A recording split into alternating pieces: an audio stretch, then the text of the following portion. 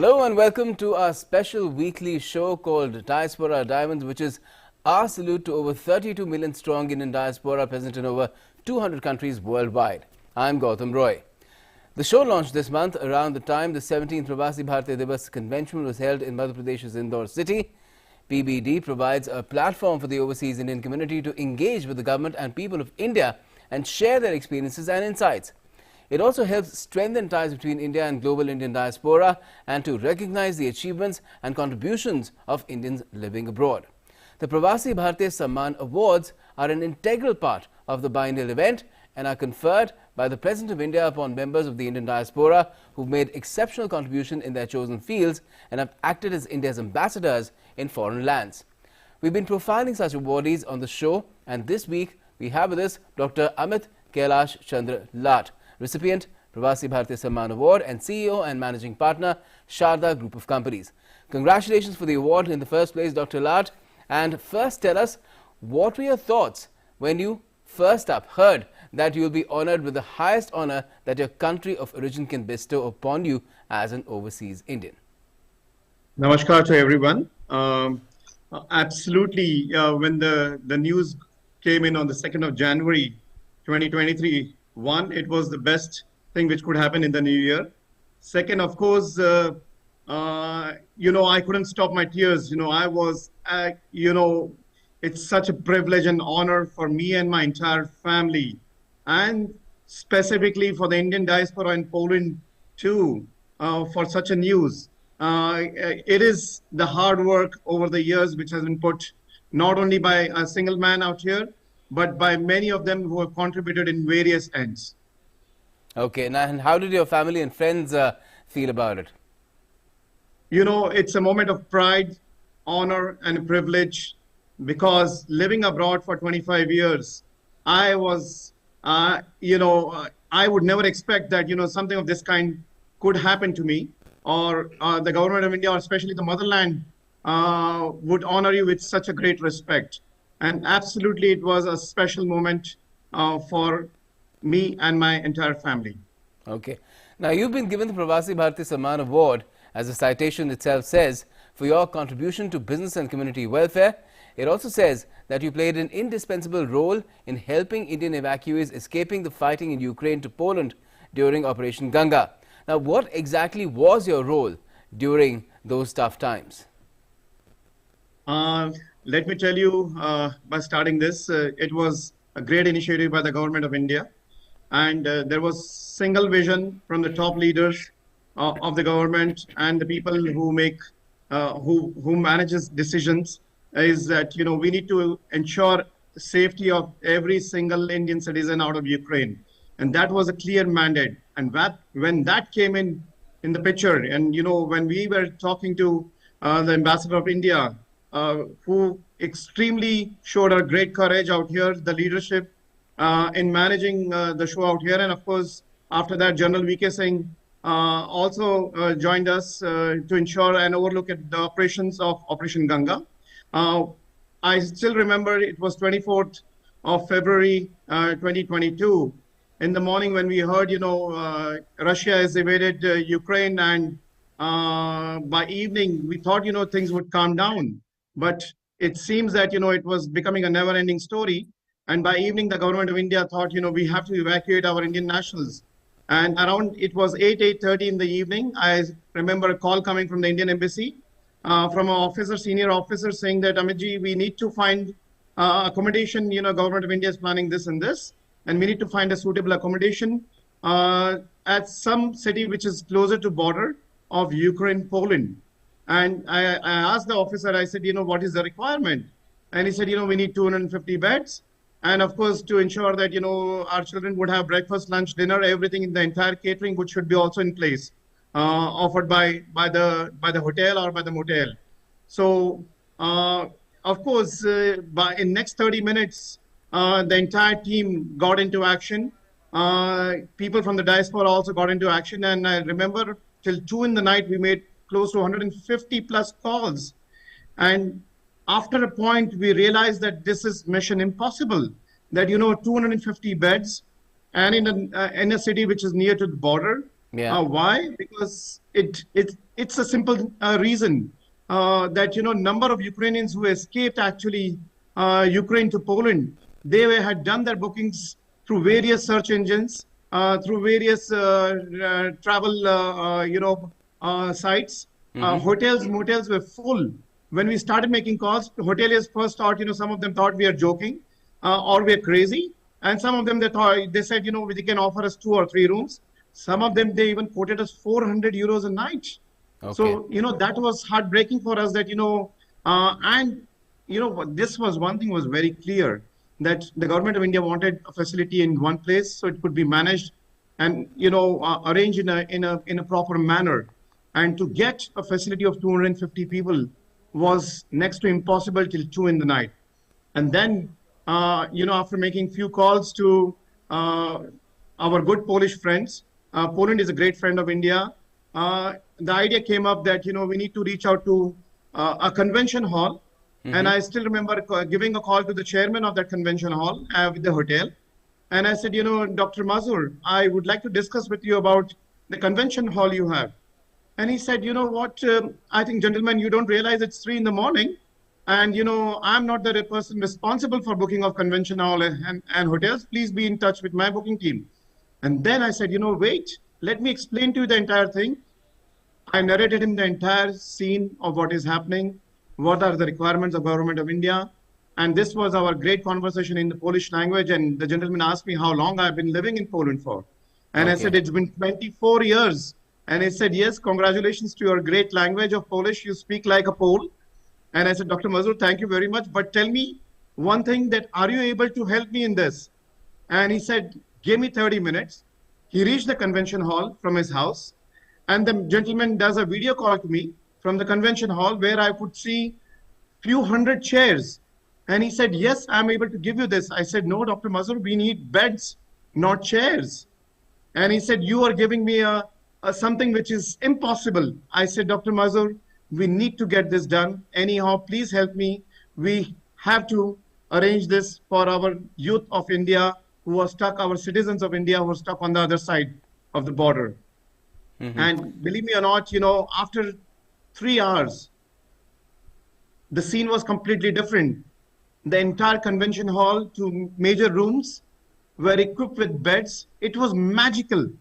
It was absolutely magical. I still remember tears in my eyes when I saw this. And the first message goes to the ambassador and to our closest group, which was created by MEA, that yes, we have 250 beds ready. Great. And now the second choice was, what do we do now with other things? So we prepared a menu card. I spoke to the head chef and in coordination with the Indian Embassy, and we decided what should be in the menu. So, breakfast, lunch, and dinner, everything was decided. The meals were decided to ensure that these students would come from a long distance, after their, journey, which nobody wants to remember. After my conversation in next 2 hours, Ambassador, Her Excellency Nagma Malik said, Amit, I think, would need doctors also in place. Okay. And we had team of 30 doctors almost in-house to ensure that every child, every student, every Indian citizen who gets to our hotel will be medically checked to ensure that if they have any mental trauma, if there is any sickness, if they are unwell, necessary medication could be given, necessary attention could be given at that Great. point of time. Okay, so how did this all come together? You were coordinating things, but I'm sure a lot of other people from the Indian diaspora, the Indian community there in Poland, it's 10,000 strong. They must have helped out as well. Even Poles, you mentioned one of them, the one that you called at 2 in the morning. They also would have helped. The Indian diaspora played a very, very important role at various ends in terms of coordinating with students, telling them the location, to ensuring that which border to cross. There was a video message recorded by Ambassador Nagma Malik, which mentioned clearly on which border the students have to cross. And the officers on the other side were waiting eagerly to receive them, to ensure to get them to the right hotel. And entire coordination was done by the MEA team and the Indian Embassy team, who were at the border at the hotel. Indian diaspora, is quite spreaded, and I would rather put it, our numbers are large. To our surprise, around 45,000 Indians living in Poland. And these are business professionals, businessmen who are residing in this country. And many of them, they have great command over the language. They really played an indispensable role in terms of making this operation extremely successful. And we are really thankful. As we say, Poland was the first one to help. The Polish community, Poles at every point of time, they were standing strong with us to ensure that this is our common goal to have a safe passage for Indian nationals back home. Okay, I think I had a very conservative estimate of the number of people of Indian origin there in Poland. Thanks for correcting me. But apart from time and effort, did you and others have to contribute in any other manner as well, make other sacrifices to help the evacuees or even the larger millions of refugees that came in? I would rather put it this way. I still remember I was supposed to leave for Turkey for a business conference where I was speaking, and it was our leadership conference where the textile industry was supposed to meet. And when this call came in, we completely forgot about our businesses for 2.5 weeks in terms of ensuring, and one priority which was of me, my colleagues, in the entire office, whether it was out here in Poland or it was back home in Rajasthan, in Bhilwara, where anything, anywhere which was required were coordinated by the teams, because we wanted to have number of buses which had to be coordinated. We wanted to have a number of things. We need to assure parents that, their child, their, family member who is with us will reach home back safe. Not only that, on the borders, the relevant teams are deployed. I still remember phones were ringing. For one particular student, there were 9 different calls coming from various family members asking about how, what, and I could see a lot of aggression also and frustration with those parents. They were little abusive in terms of certain languages which they were using, but we had to calm down and explain to them that everything is put in place to ensure safety of their children back home. All right. Now, how do you look back at this entire experience on Operation Ganga? A war which was supposed to be over in a matter of days is still on. Estimates say over 9 million people crossed into Poland to escape the fighting, and the world is still suffering its consequences. Operation Ganga was an extraordinary operation. Even Europeans were surprised at how passionate the government of India is about your citizens. We were the only ones who actually ensured and evacuated their citizens. To our surprise and the coordination we had with the government of India, we had a Bangladeshi national who came to our hotel with other students saying that, "Sir, I'm a Bangladeshi national. Can I eat some food at your hotel where your Indian students are staying? Can I sleep here?" And I would say in one voice, the reply from government of India was, "Every national who comes to our door for help, we will help everyone." So India was openly India welcomed everyone with open hearts. So not only Bangladeshi national, but we had people from Saudi Arabia, American nationals. We had people from UAE, Ukrainian nationals. There are a number of nationals who flew back with us back home in India. And the government of India ensured that, everyone who comes to us, we would help them at every possible way. And when we talk about what is happening at this moment, it's a very unfortunate situation. It's been almost close to a year today. In fact, it's going to be 11 months exactly today, 24th of January. We have 11 months past, but the trauma is still there. The drama still continues, and I don't know when this is going to end. Yeah, very sad. Now, a lot of Indian students and others also who left Ukraine still have issues continuing their education because of the ongoing fighting. Are you or other members of the Indian community in Poland part of the effort, even now, to somehow help them out? Absolutely. I would rather put it this way, that students who were evacuated from various countries, via various countries, it was Poland, Romania, Slovakia, and Hungary. Many of the students have come back to Poland, we had prepared a comprehensive list of 15 medical universities, which were shared with a lot of students so that they can reach out to those universities directly and secure those admissions. Of course, there were challenges with many students in terms of getting their documents from the Ukrainian side, but many of them they managed.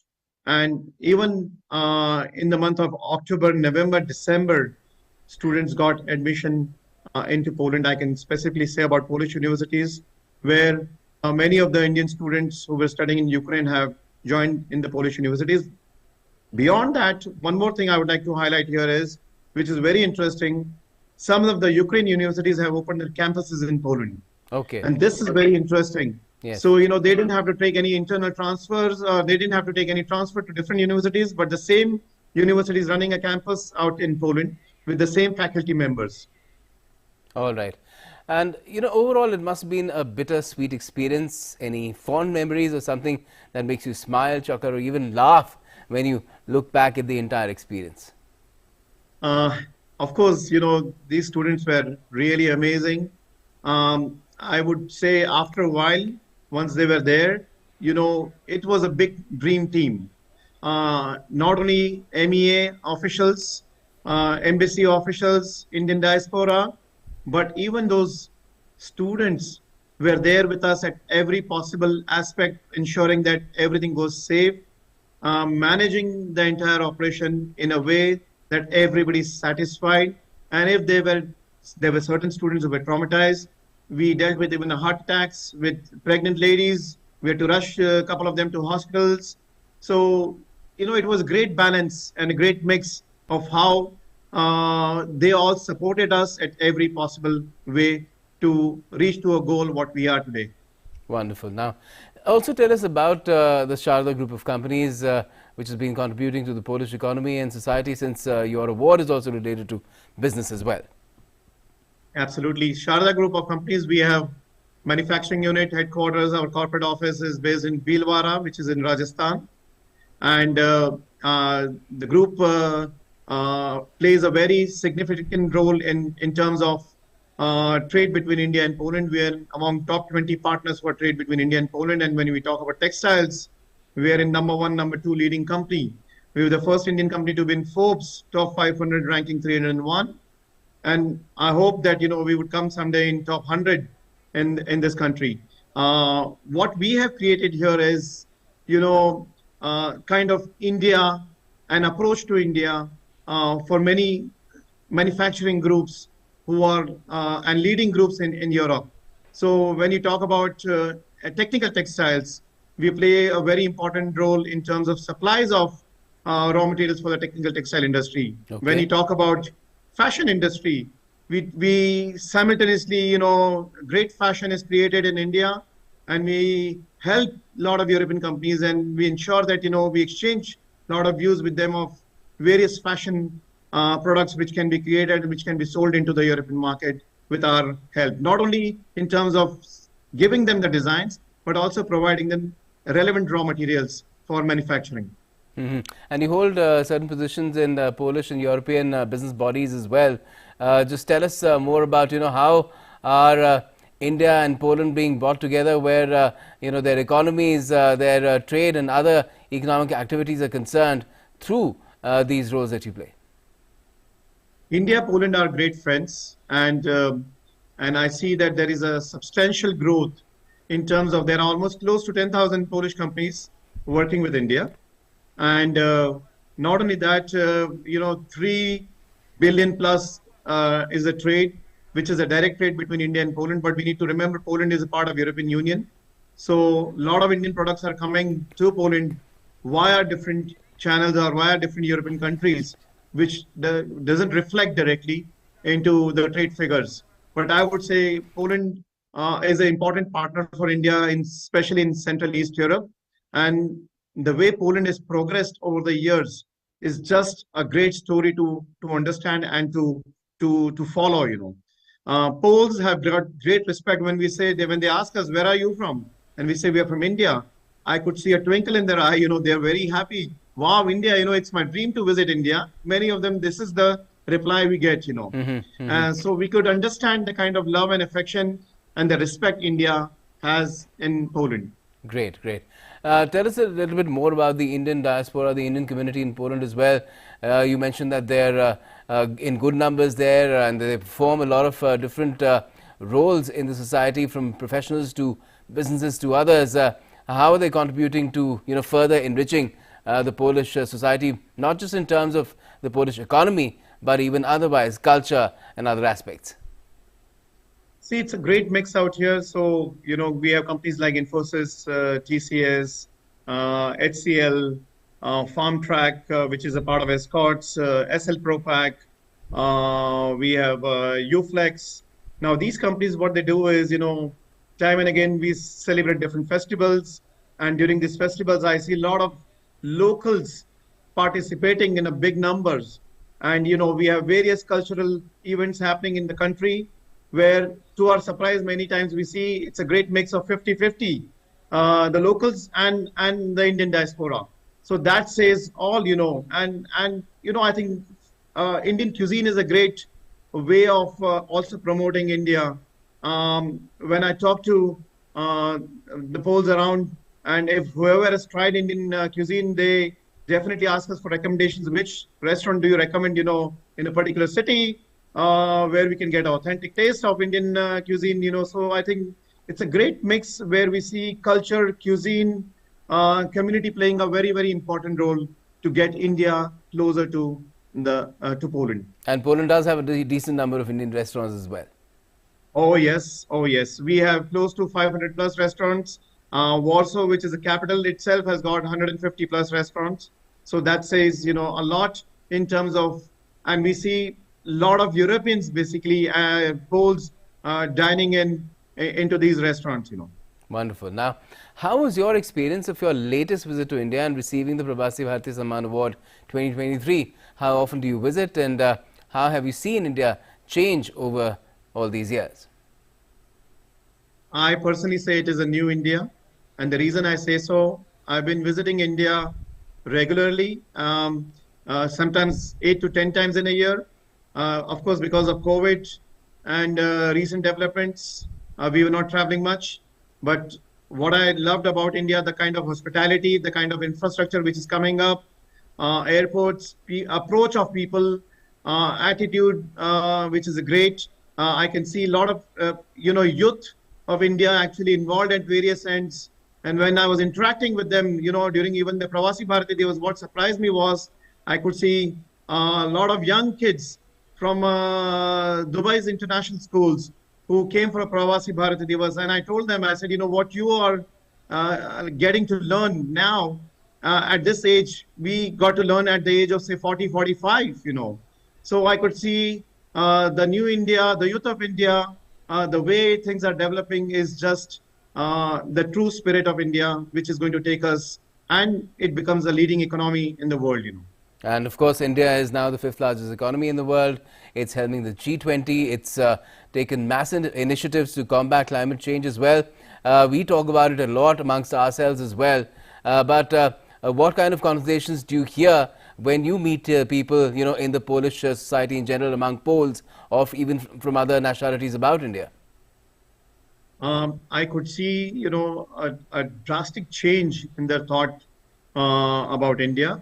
They see India as a natural partner for many things, in terms of trade, in terms of relationship, and India absolutely in terms of when you talk about globally, the image of India is completely different to what it was typically. Now India is able to offer many things. India is able to, there is a great exchange of technology between countries, between nations, between continents. And we could clearly see a great shift and the trust which the international community has built on India. Okay, let's take you back to the top once again and ask, what does the Pravasi Bharatiya Samman Award really mean to you, and what do you think it should mean, or does it mean, to the Indian diaspora worldwide? It definitely means a lot. It's a great trust and a great responsibility which is on individual's shoulder. And it's a great way actually to convey to the diaspora that good work has always been recognized, and keep doing and keep shining and keep motivating, irrelevant of whatever the situations are in. Wonderful. Great speaking to you, Dr. Lath. Amit Lath, thank you so much for joining us and talking about your experiences and the fact that you've been recognized in the manner that very few people in the world have, being part of the Indian diaspora. Thank you once again.